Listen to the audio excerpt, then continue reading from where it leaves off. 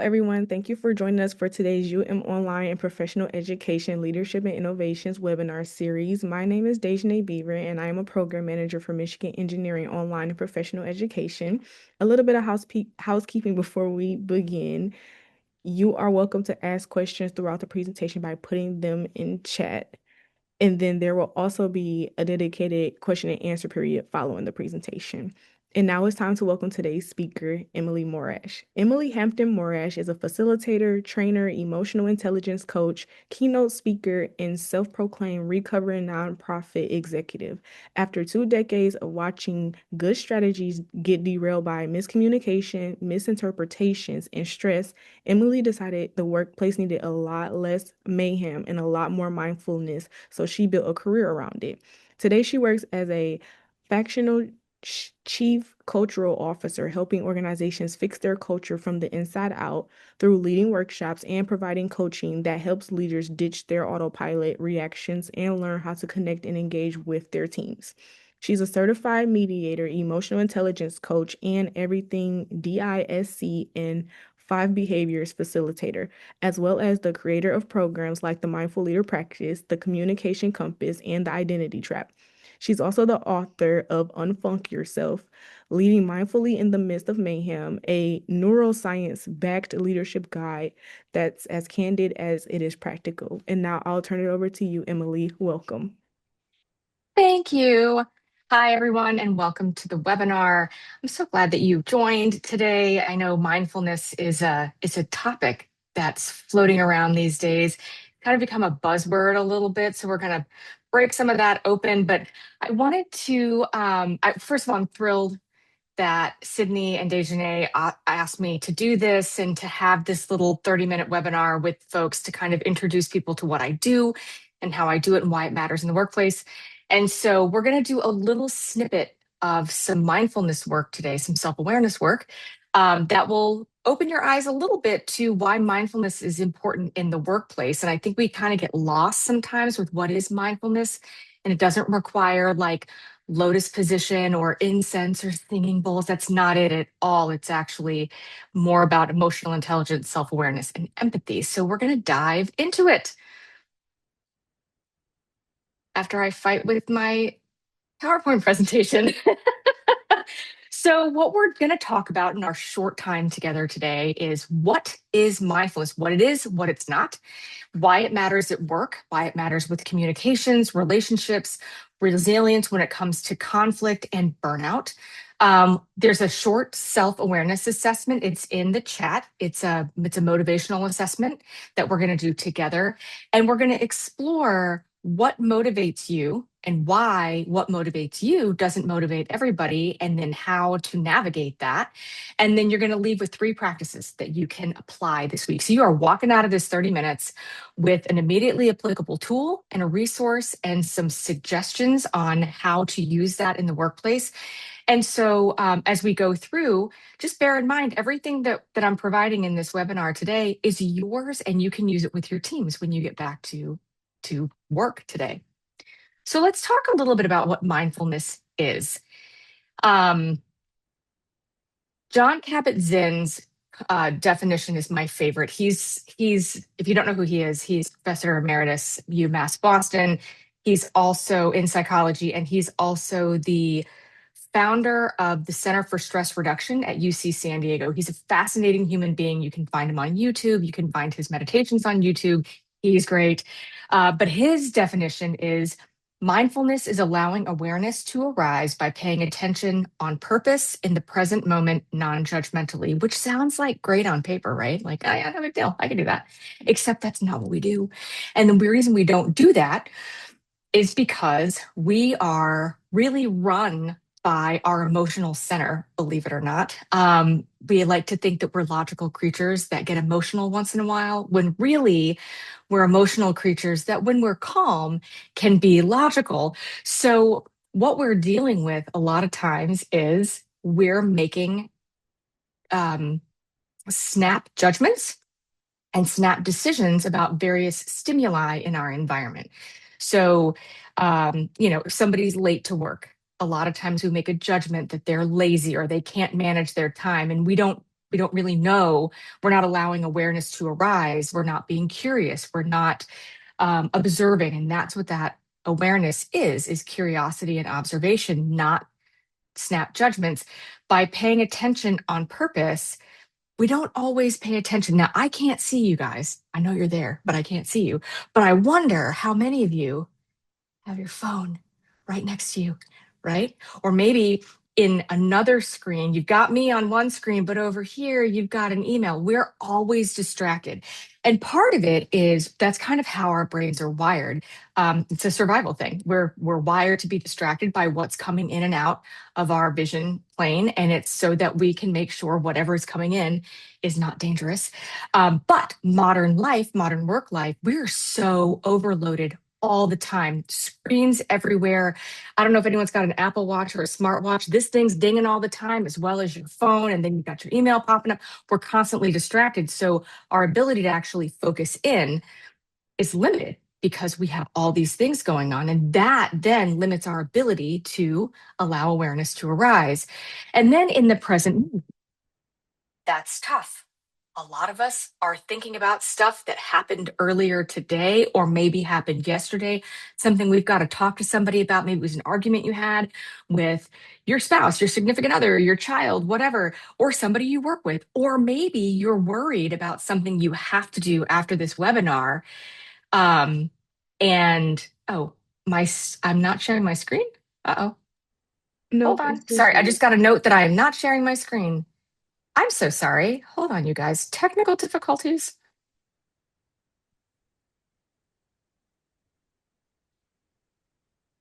There you go. Can you see that now? Yes, you're good. Oh my Thanks. gosh, you guys. I'm so sorry. I'm so sorry. I was being mindful and then I didn't notice that. Oh, okay. So sorry. So there it is. So there is the definition. So a lot of times we're thinking about something that's happened prior and we're like sitting with that, we're ruminating on it, or we're worried about something that we haven't done yet that we have to do. So we've got rumination, we've got anxiety. And in both of those, we're not actually right here in the present moment, focusing solely on what is happening right now, which is all we can control. You can't do anything about what's already happened because it's happened. And you can't, we try to control what's going to happen in the future, and that's not always possible, but you can control what's happening now and non judgmentally. And I say this with all the love. If there's one thing that human beings are really good at doing, it is judging. We judge everything and everybody, and not because we're terrible people, but because it's what our brain needs to do to make sure that we are safe. So, our limbic system, especially that amygdala, which is what's responsible for fight and flight and the memories associated with prior fight and flight moments, that is constantly scanning the environment for, am I good? Am I not? And in our modern world, we're not really worried about getting eaten by polar bears, right? But what we're mostly fearful of, I mean, certainly physical harm is something that we're afraid of, but we're actually more afraid of rejection. We're very afraid of being like yeeted from our tribe because that primal instinct of being alone is terrible, is dangerous, is still a part of how our brain works. So that limbic system, which is constantly scanning for, am I safe, am I not? It wants immediate answers, which is why we make these snap judgments. So again, it's not because we're like terrible. We just do this because our brains need us to. However, it is important that we slow down and have the capacity to understand what's really happening. How's our body responding? How's our brain responding? Are we Do we really know what's going on? Are we being curious? Are we observing, or are we making snap judgments? So mindfulness is that capacity. It's a second by second working skill. It is a skill. You're literally building neural pathways when you start practicing mindfulness and stopping yourself from making judgments and stopping yourself from making assumptions. And it's something you can practice in the middle of a difficult meeting, before a difficult meeting, in the middle of one, is when you catch yourself, oh, I am having a reaction, I'm making a judgment, I'm making an assumption about the person I'm talking to. And that pause to actually think about what you're thinking about, which many of us don't do, is it gives you a choice on how to either react or respond. It gives you that minute, not minute, but it gives you that moment to recognize what your reaction is and then make a decision on how you're going to move forward. It's not meditate. Meditation is part of a mindfulness practice if you would like it to be, but it's not like you have to sit for 20 minutes, at sunrise and meditate. If that's your jam, do it. That's great. But that's not what mindfulness is all about. It's not a philosophy. It has nothing to do with religion. It's not about emptying your mind or like being calm. I have a raging case of ADHD. I joke that there's like 17 squirrels that run my brain. I couldn't empty my brain if I tried. So, but I can direct my thoughts and I can direct my breathing so that I can remain calm. And it's not something that only works if you're already good at it. So, let's go back and talk about that wiring, right? We talked about our primal wiring. So, when your limbic system and that amygdala inside your limbic system detects danger, it is going to tell your survival brain that it needs to get going because you need to either fight or flee. There's actually six stress responses. There's fight, flight, and freeze. And then there's fawn, which is placating. You ever worked for like a really awful boss that was terrible and you did everything in your power to just keep them calm so that like they didn't unleash, right? So that's fawning. Then there's flood, which is like when one stimuli stresses you out, everything else you've been stressed out about comes like roaring forward into your conscious brain. And then there's faint, which is a like shutdown. So we see that sometimes when people just like they just can't do anything in the moment. And that's the stress response because their amygdala in their limbic system has basically said, you're in danger and you need to do something.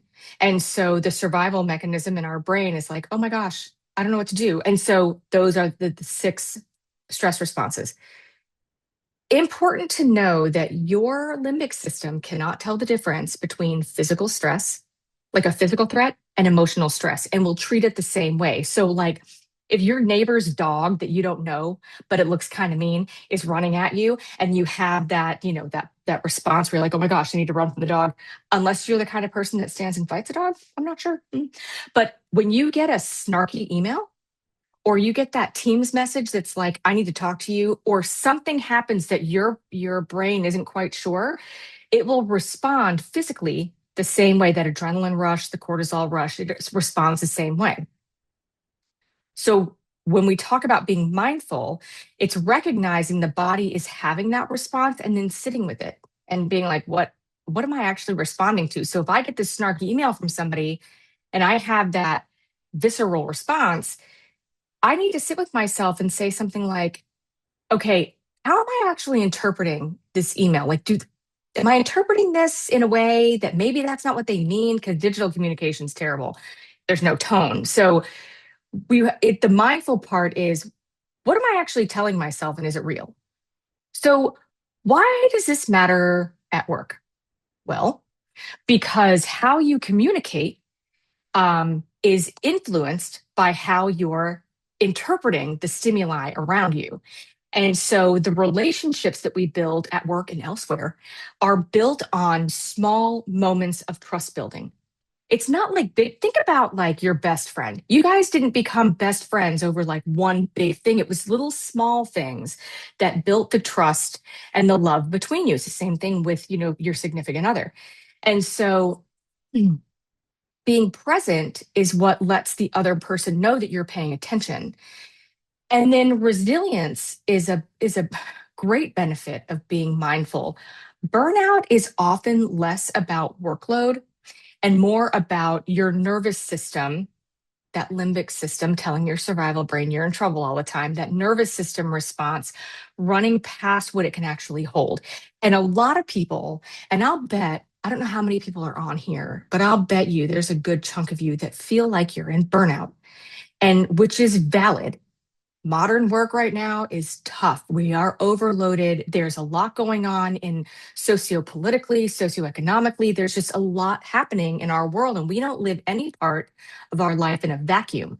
So there's just all this compounding stress. And if we're not mindful, if we don't know how to practice mindfulness, all of that stress will overtake us. And that is where burnout comes from.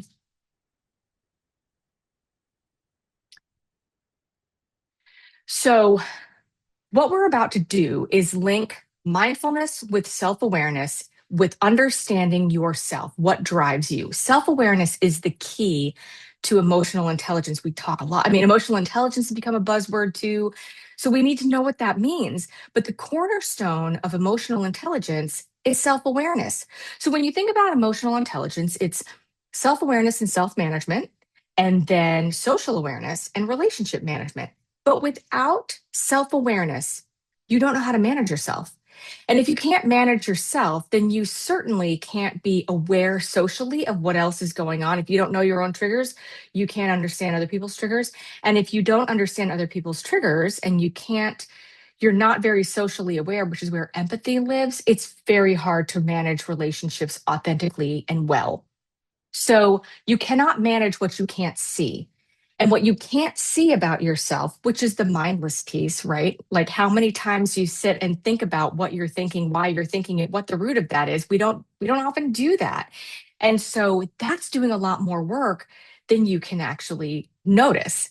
And when that kind of stuff is running behind the scenes and you're making decisions based on mindless assumptions, it can be damaging in the workplace and everywhere else. So we got to figure out what drives you. And so this is where we're going to talk about the motivation. So there are six motivational drivers. There's achievement, recognition, connection, autonomy, purpose, and security. So these are the six biggies. And so a lot of people talk about how like success drives them, but that's not actually true. What's the root of six? What is the root of success to you? Money. Sometimes people are like, oh, money's the driver. I'm like, but what is money? Is money security? Or does money mean achievement? So what we're going to do, and we're going to take about 5 minutes and we're going to do a self awareness activity that is going to measure your motivational drivers. So, oops. So, if you want to take about 5 minutes and let's do that assessment and just do your score. So, we'll just kind of, we need like hold music while people do this. And if there's any questions in the meantime, certainly put those in the chat. But I'm going to shut up and give you some time to work on these. All right. Time's up. Pencils down. So if you're not finished, certainly after this is done, you can finish. Sorry, David. I know it does take energy. And then sometimes you're taking this and you're like, well, but like all these are motivators. So, which is kind of the point. But we're in a 30-minute webinar, so I gotta hurry. But you have plenty of time when the webinar is done to, if you didn't have a chance to finish it, that's okay. Like, I don't need your answers in this. What I want you to do is think differently about how you've thought about this before, if you have ever thought about this before. So, what I want you to look at is what are your top two or three drivers? What is it that makes you tick? And then what's the lowest score that you got? And so does that explain something about your work life? Um, where does your top driver show up as a strength? And then where does it get you into trouble? Because there's always a shadow with the bright. So if you're like hard charging all about achievement and that's how you run your team, but not everybody's hard charging all about achievement, whatever that might mean, then there will be people that are like, oh my god, they're always rushing me, or oh my gosh, I just can't measure up. I mean, there's always like a side here and there, so you got to take a look at where does that drive? Where does it show up? And if you've already noticed what your top drivers are, put it in the chat. I'm always curious about like people's drivers and what makes people tick. Doesn't have to be like a whole sentence or a description. Just throw a couple words in there if you'd like. I'd love to see that. Um, or if you're like, well, my gosh, I've got like three drivers. Okay, that's fine. There's no like prescribed anything. It just is what it is. And this is one of those things where we're going to practice mindfulness right now, in that you're going to get your scores and they are what they are. And we're not going to judge them. We're going to acknowledge them. And this is what they are. So what the issue, not the issue, but one of the reasons I have people do this in workshops and when I do coaching is there has to be an understanding of who you are. Remember this whole self-awareness thing. Know thyself. Anyone Matrix fans, right? The Oracle first thing she said, know thyself. So if you know you and you can really clock who you are, then it's easier for you to notice what might be different or similar in other people. But when we just don't know anything, we don't think about it, then we're kind of running blind. That makes sense? So, what motivates you might not motivate everyone else. So, this is kind of obvious. Like, theoretically, it's obvious. Like, yeah, not everyone's the same. Sure. However, when we get into work situations, when we're trying to motivate or influence or lead people, um, if we're not thinking about how, like, what motivates us and how we're functioning, because we always function from our own space of comfort, right?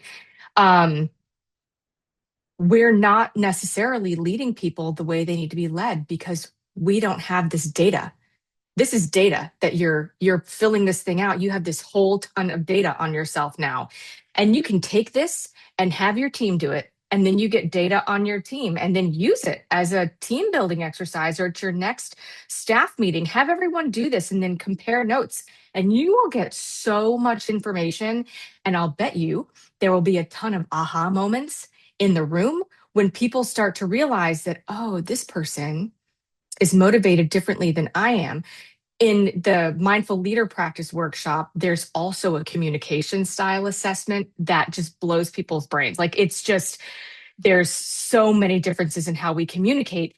And so when you understand where you sit, you can see where somebody else sits. And then that gives you information on how to actually motivate them. So when another person doesn't respond, so where we run into this projection issue is if you're trying to motivate somebody the same way you're motivated, but that's not their thing, they're not going to respond the way you would like them to. And so instead of reconsidering our approach, we tend to be like, well, that person's weird. What's wrong with them? They don't care about anything, or they don't care about this job. They don't care about their KPIs. Like they're totally checked out. I don't even know why they're on this team.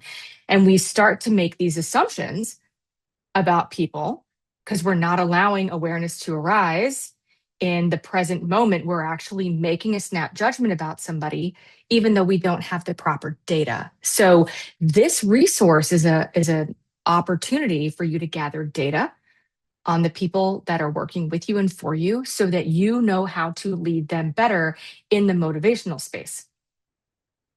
So here's the tip and trick. What every driver needs from you. So this is the basic layout. If somebody's an achievement driven human, they need clear goals, real challenges, and they need honest feedback on progress in real time. So don't give them easy wins or pad their accomplishments. These are people that are not interested in BS at all. They want the real deal. If it's a recognition driver, they need specific, timely acknowledgement. Oh, you're doing a good job. That's not going to cut it. It's more like, I saw the report that you put together for XYZ project, and that was so on point, and it was beautifully laid out, and all the numbers were so easy to read. The whole thing was easy to read. Thank you for putting that together. It's a very specific acknowledgement and visibility for their work.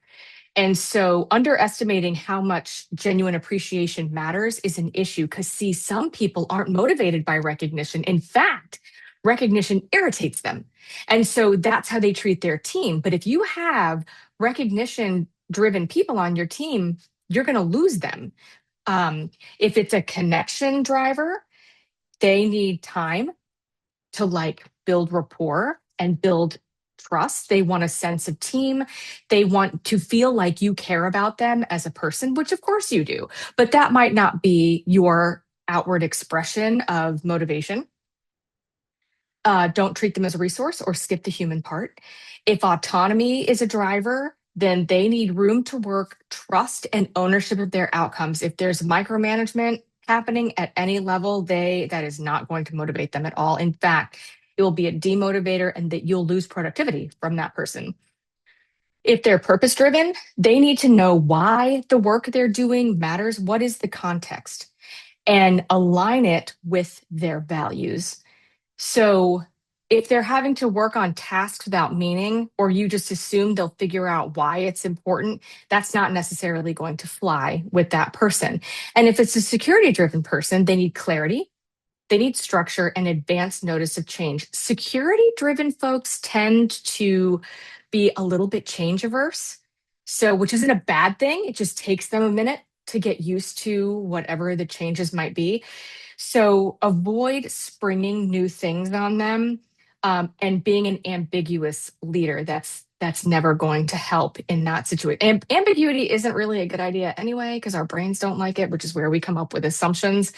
Um, but this is what each driver needs from you. So when you finish your assessment, you'll have a really good idea of what drives you and what you need. So you can share that with your supervisor, right? Or if you report to a board of directors, have the board do it too.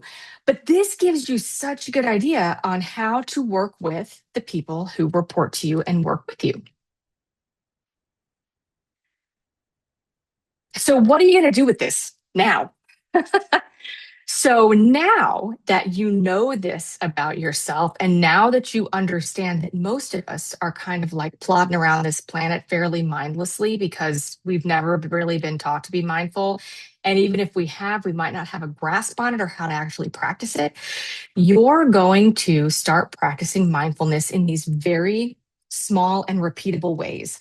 So the next time you're about to have a hard conversation with someone, and we have hard conversations all the time, redirection, course correction, you have them at work, you have them at home, you have them with your kids, you have them out in the community, you're going to pause before you jump into the conversation, and you're going to recognize how your body's feeling.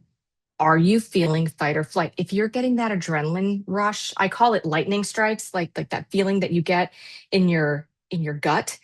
Um, when we have those sensations, that is a clear indicator that our limbic system, that amygdala in our limbic system, has been triggered. And now it's told our survival brain that we're in trouble. And when we have to have hard conversations, we are afraid to have those conversations just as much as we're afraid to receive the information. So our brain and our body are going to respond. So you're going to pause and you're going to ground yourself. Like you're going to feel your feet. This is going to sound dumb, but like follow me here. Feel your feet. Where are they? Wiggle your toes. It helps ground your body back into where you are in the present moment.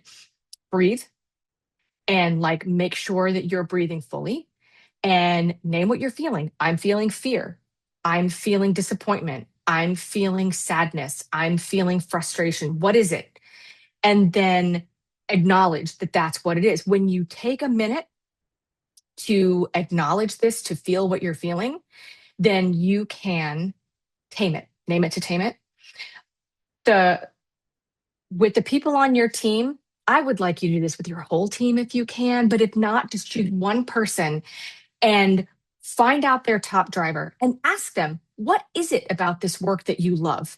And what about this work like just makes you want to crawl out the door? And then when you're leading a conversation with someone, adjust it to their driver, not yours, because now you've got your own data. And with that person or your whole team, you'll have their data. So you can completely shift how you have conversations, goal setting conversations or check ins or whatever to match their style. So those are your three practices for the week. And then take notes. There's a Sydney will, if she hasn't already, she'll share a document. It's a workbook that goes with this little 30-minute webinar on how to track yourself and how to track how you're having conversations. And that pause, this is the big reframe where people sort of get frustrated sometimes when we have these conversations about, a leader needs to adjust to meet the needs of their team. And people are like, yeah, well, I can't be 700 people. No, you can't. But you can understand what motivates these different people. And it's just little changes. It seems daunting when we haven't really sat down and mindfully practice this. But once you do this, it's not daunting at all. In fact, it's really not a heavy lift. It's just understanding what somebody needs. And so the distance between reaction and response is the pause, right? Reaction is just that knee-jerk reaction. And like slamming on your brakes when someone pulls out in front of you, like that's a reaction.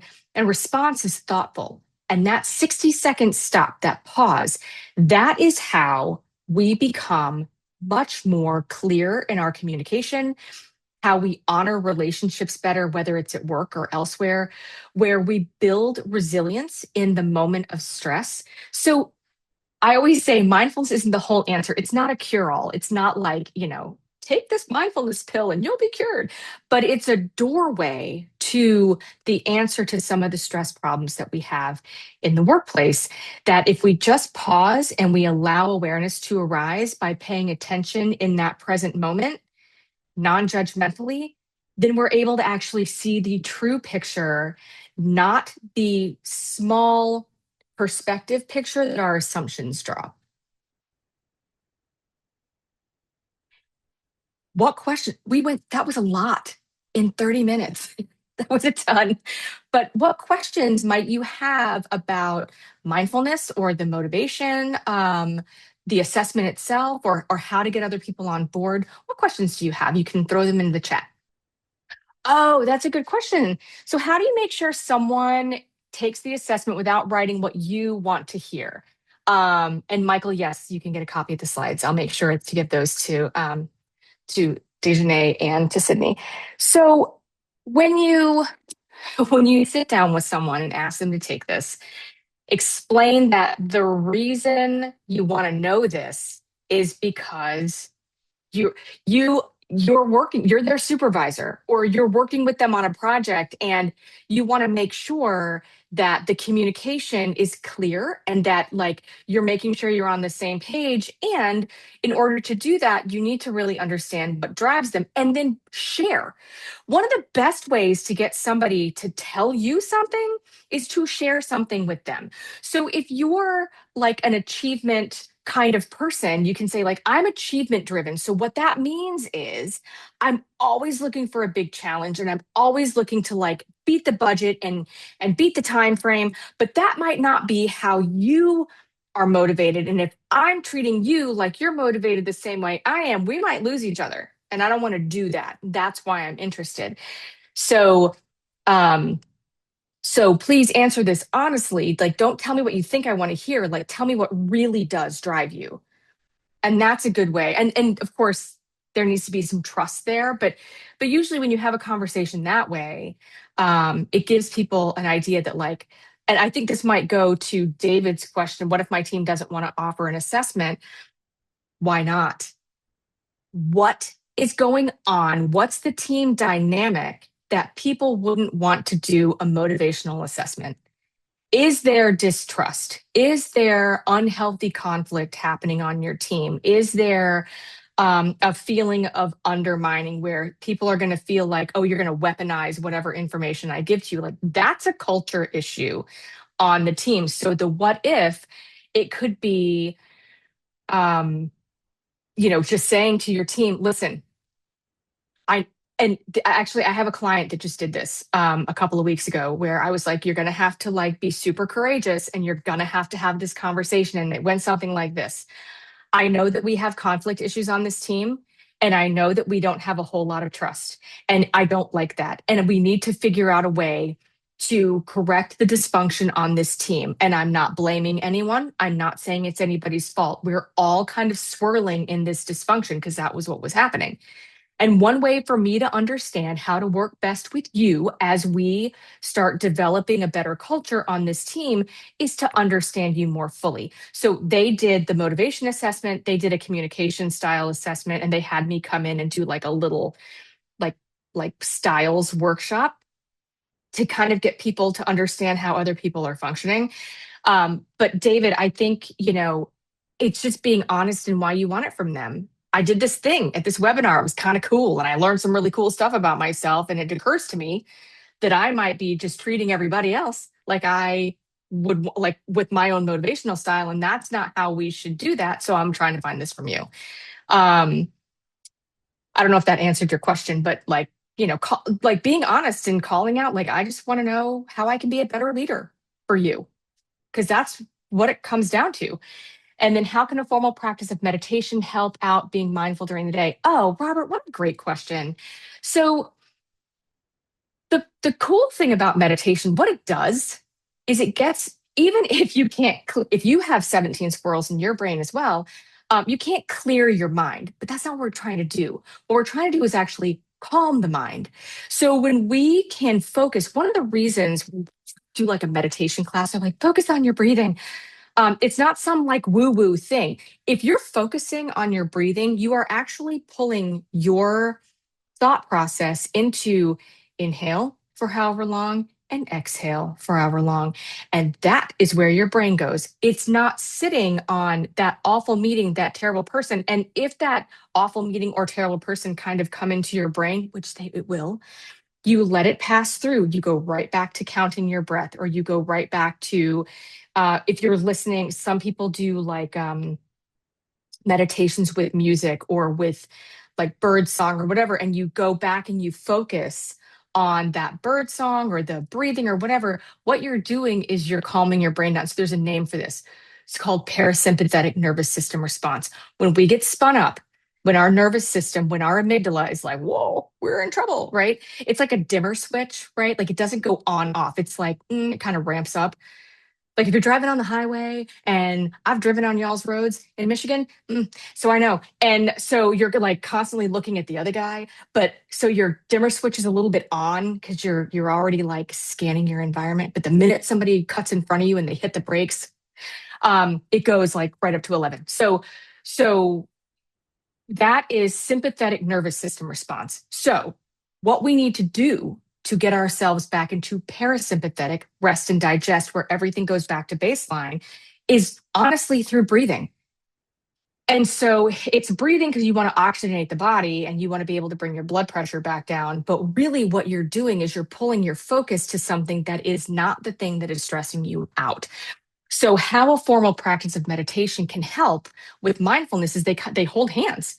It is a pause. Meditation is a pause, and so it allows your survival brain to calm down. There's an inverse relationship between the survival stem of your brain and your logic center, your prefrontal cortex. When you're, and I'm pointing because this is where they are, but when your survival brain mechanism is up, your prefrontal cortex, your logic center diminishes.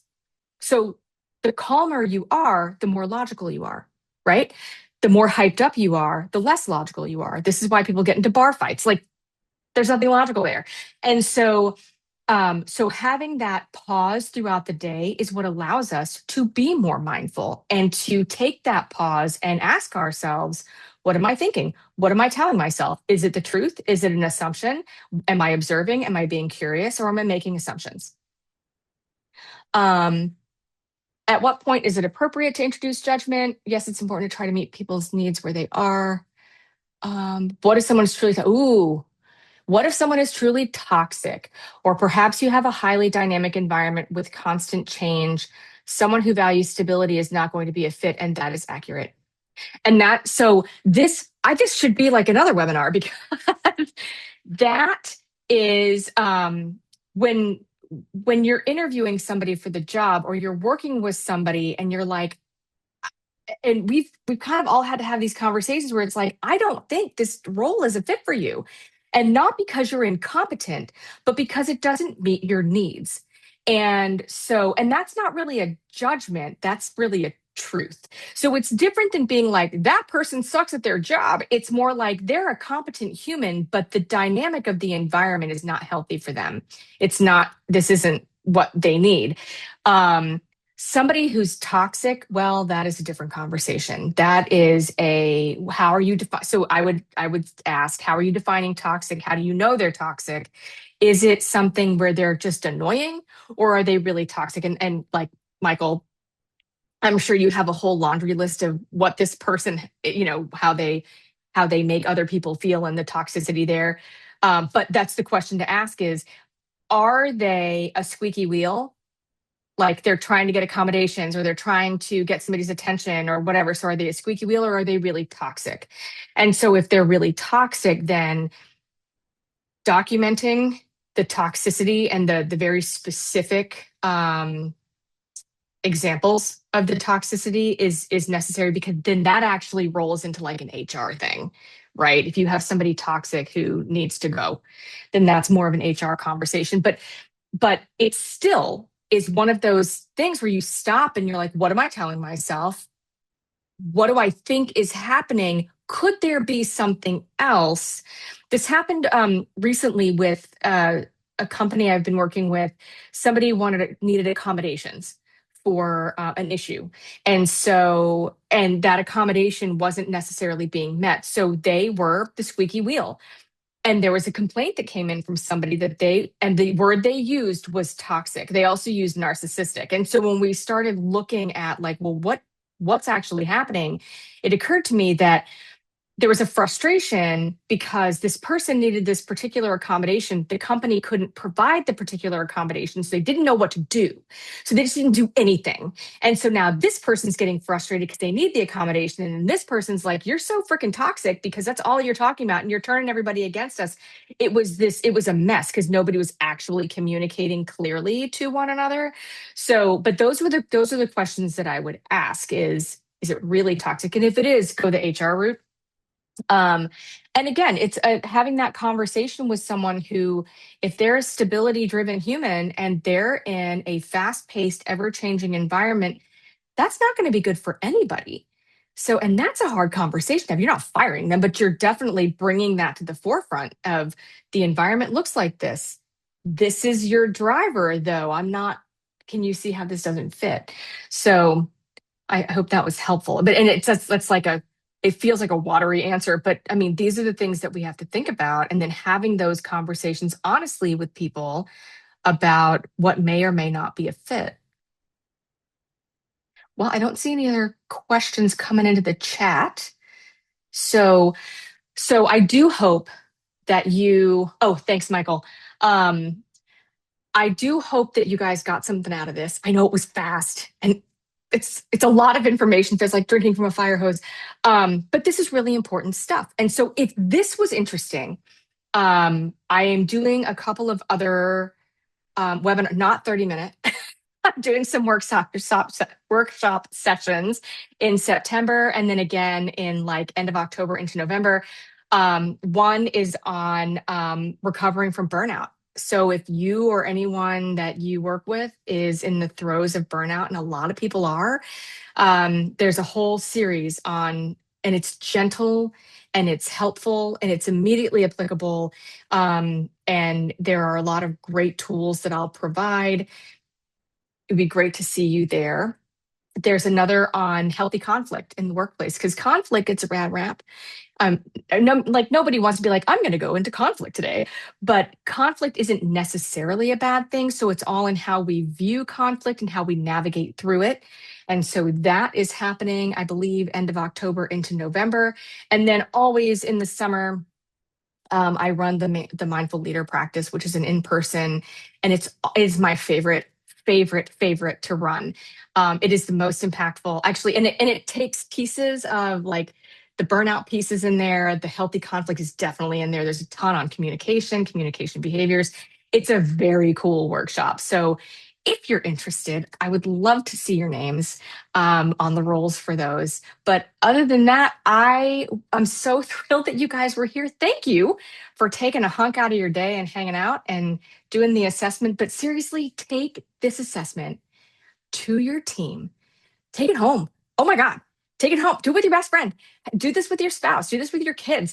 And it just starts to open your eyes about how you function, how everyone else functions, and how you can make it a little bit more harmonious.